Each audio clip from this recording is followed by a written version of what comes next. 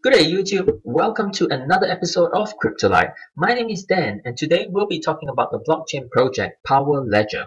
Power Ledger is one of the most innovative but undervalued blockchain projects on the market. To learn more about what this project is all about, keep watching this video.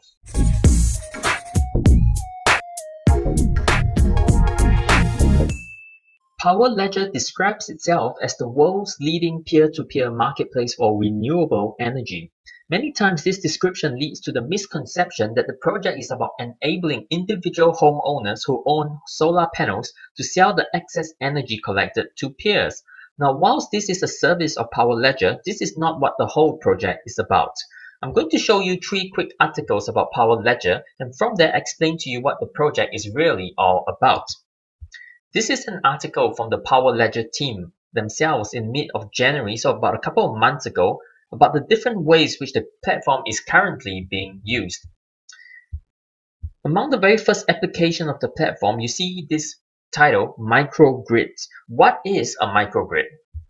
This is a picture of what a microgrid is. I borrowed this picture from the website of Green Energy Corp. They're not related to any blockchain project, but they have a very clear pictorial representation of what a microgrid is. A microgrid is basically an independent small network of users with a local source of energy supply. The source of energy supply could be wind power, generators, microturbines, solar power, etc.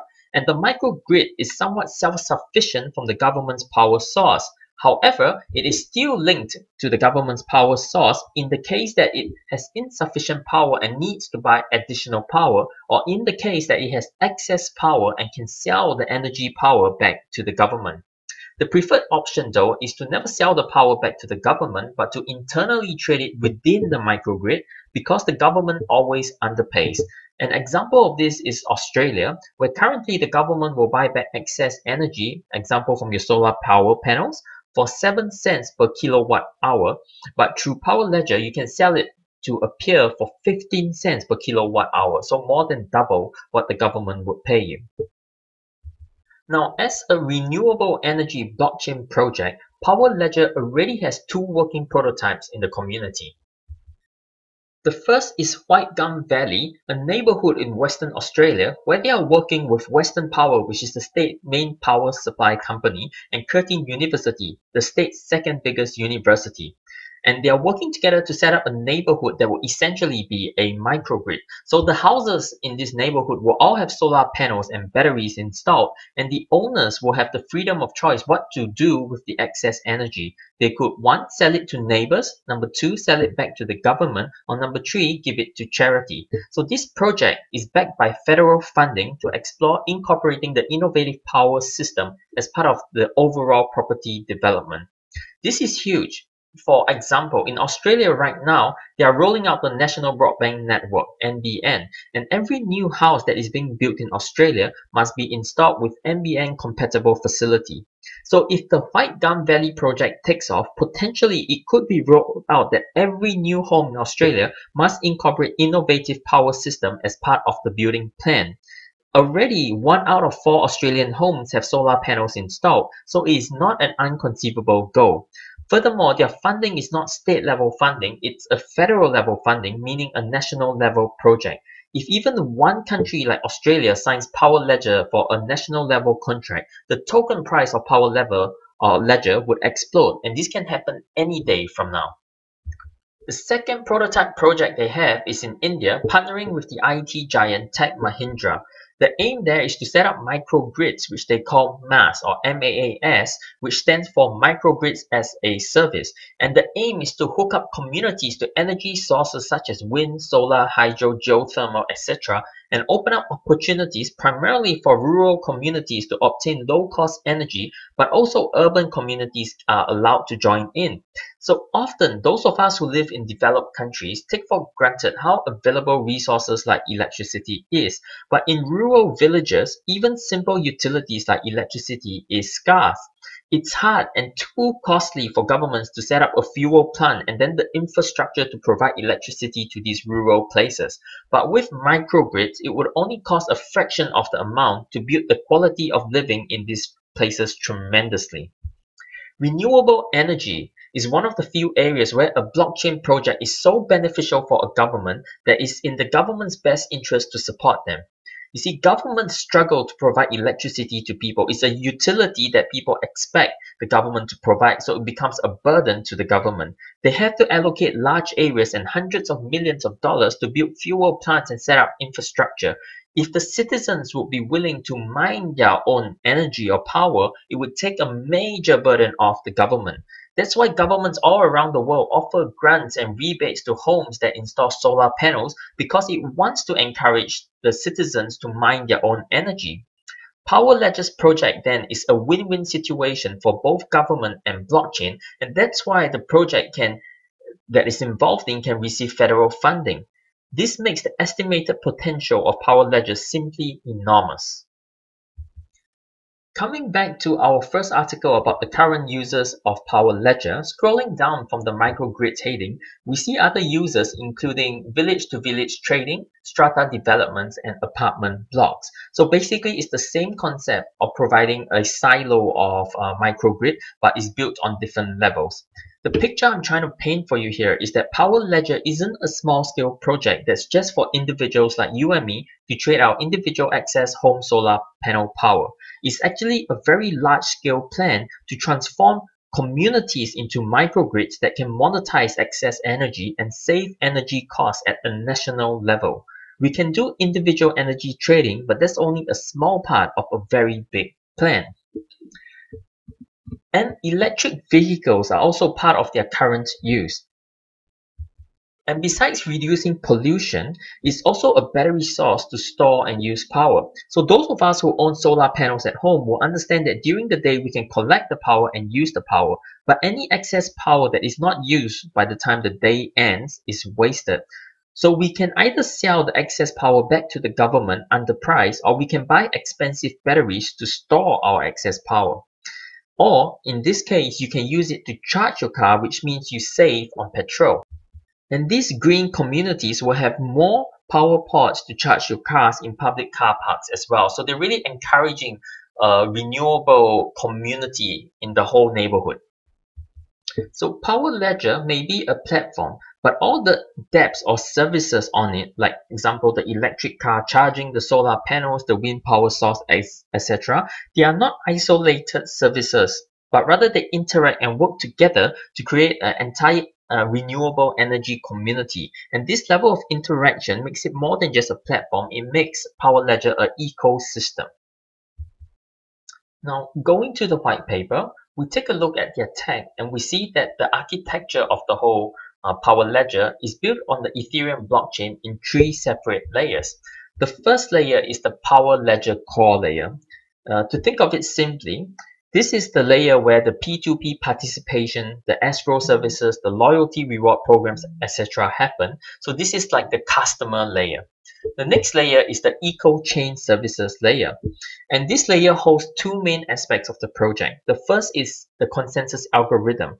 Consensus algorithm is basically the way which this particular blockchain processes the information it has. The consensus algorithm that they use is currently proof of stake, but this is expected to change in the near future to proof of authority. The details of this new consensus algorithm is still unknown at this point, so we will just have to wait for further announcements.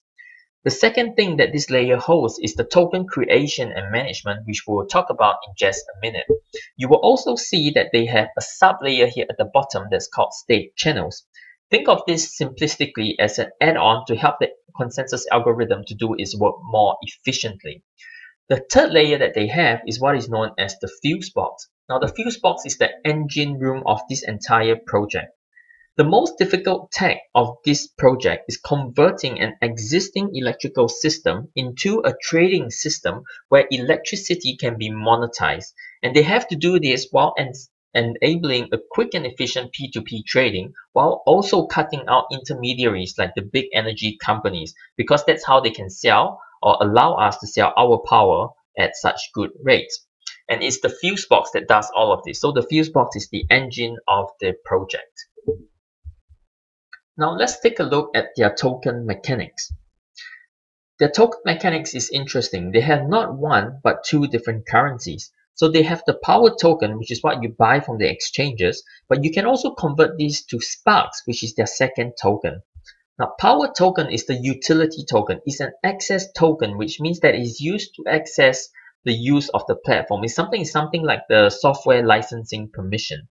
Power tokens can also be escrowed to be issued Sparks token, which are used by the individual apps and services. So example, if I sold my excess power to my neighbor or the government, I would be paid in Sparks, not power. So any actual transactions that's happening on the ground level is happening with Sparks, not power. Okay. Now, after I get Sparks, after selling my energy, I don't have to change my Sparks back to power. I can directly convert Sparks to fiat by the application host. The reason they have two currencies is because power is reflective of the company's worth, whereas Sparks is representative of the market value of electricity at that point. So if I am trading power and electricity, then my buying or selling price has to be the market price of that commodity. That's why Sparks has to be an individual currency. However, the value of my company has to be stable, firstly for investors, and secondly so that the app's users know how much each transaction costs. Because imagine if the price of electricity went up from $1 to $2 tomorrow, and if there wasn't a stable currency for platform transactions and I was just using Sparks, then every transaction on the platform would cost double by tomorrow. And so this doesn't make sense, and it doesn't make it an attractive environment for investors to come and build their apps on. So power then is the currency that provides stability to the platform transactions. It is also worth noting here that because the two currencies are anchored to two different things, one to the worth of the company and the other to the price of electricity, the exchange rate between these two currencies will also fluctuate over time. Now, you might ask, if Sparks is the currency that is used for transactions, not power, isn't that bad for the token price of power?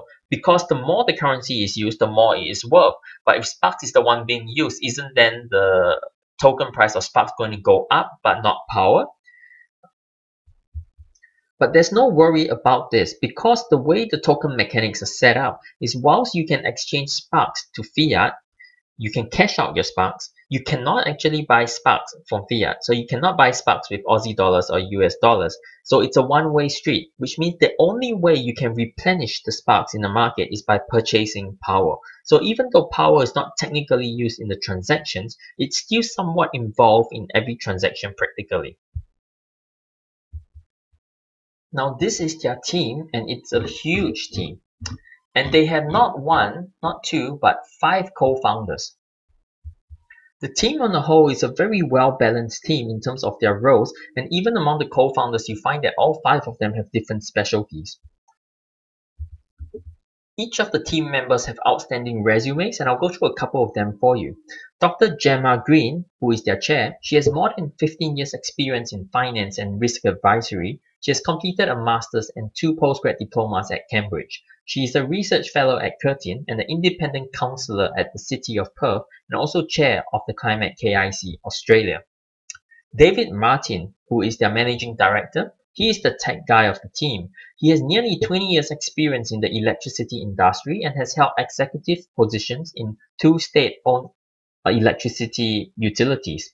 He spent the last 6 years as a senior consultant to industry participants, specializing in regulation of distribution network DNSP consumer engagement, renewable new technology feasibility studies, and business development. And the rest of the team resumes are in the white paper. You can go through them in your own time, but they are similarly very impressive.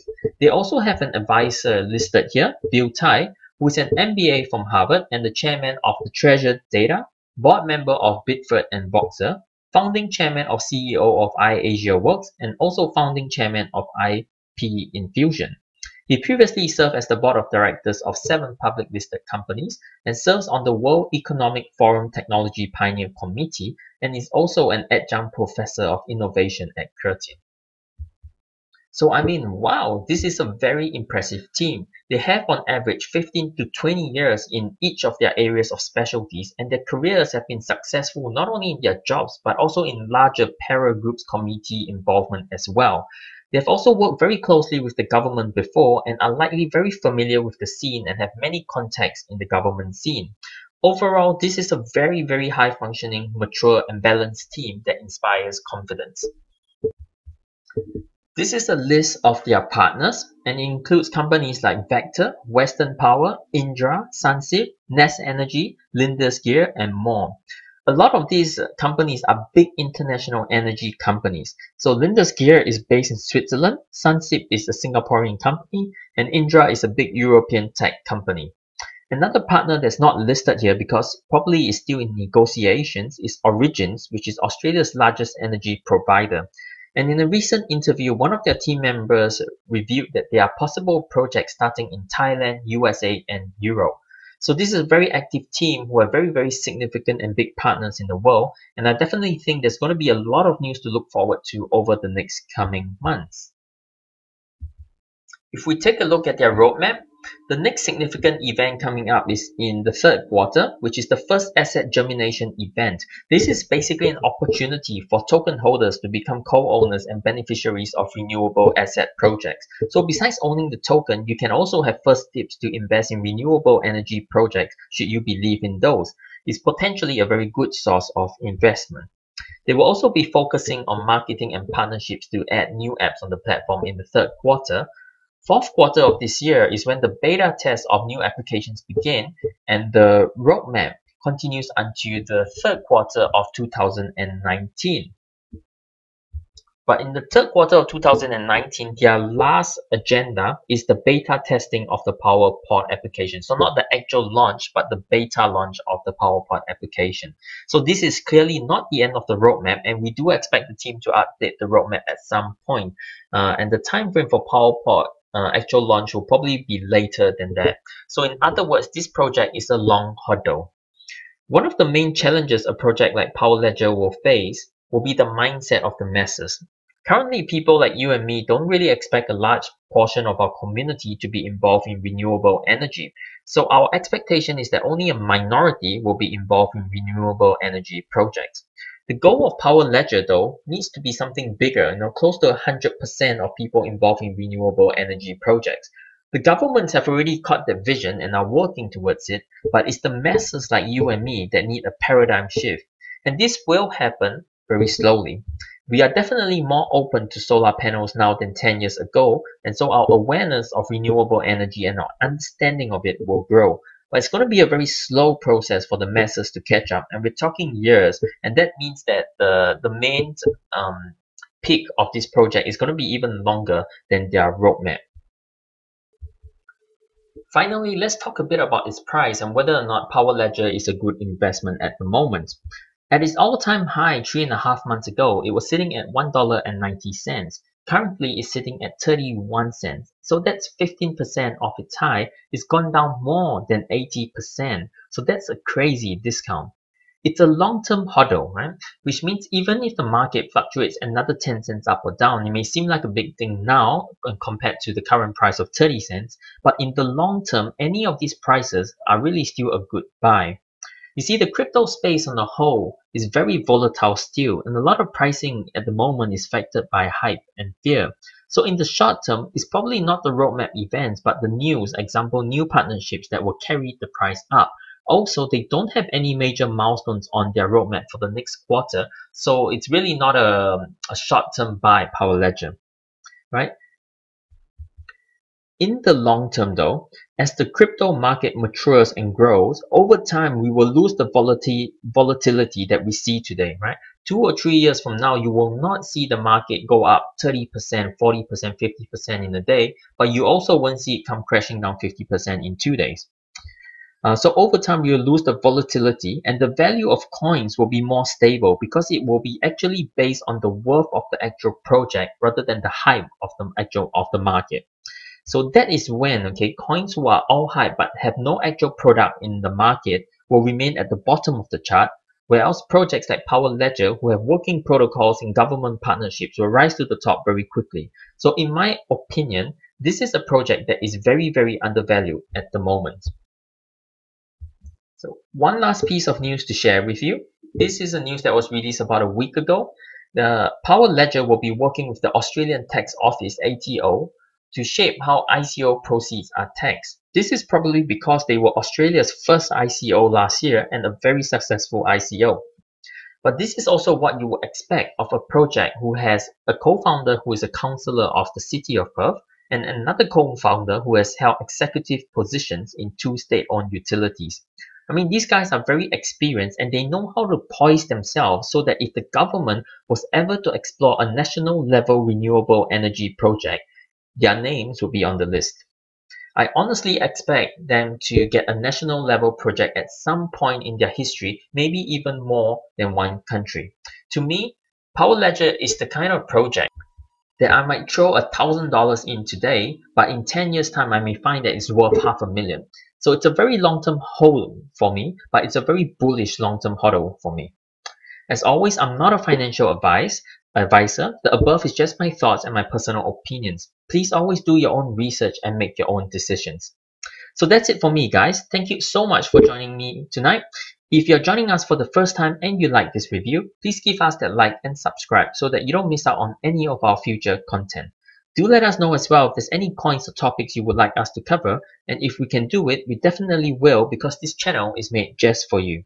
Alright, have a great day, guys. Adios, and we will catch you tomorrow.